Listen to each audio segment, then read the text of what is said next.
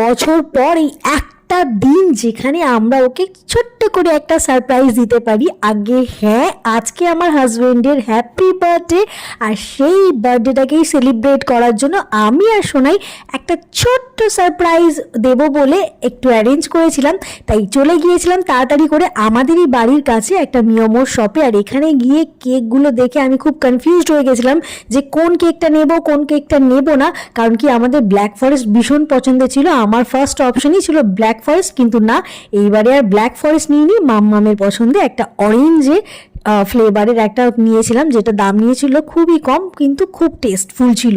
Black ফরেস্টও ভালো হয় কিন্তু এটা আমার খুব ভালো লেগেছে।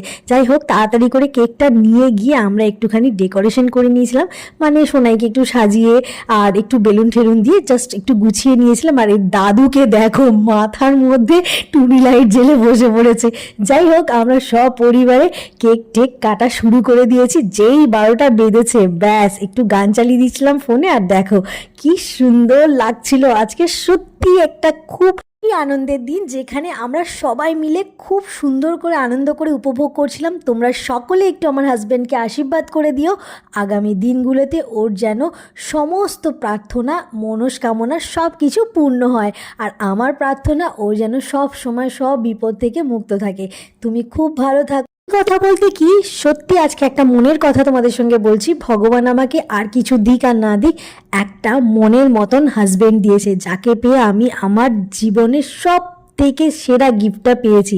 চলো বন্ধুরা, আজ এই পর্যন্তই। দেখা হচ্ছে অন্য একটি ব্লগে। টাটা, সবাই ভালো থেকো, সুস্থ থেকো।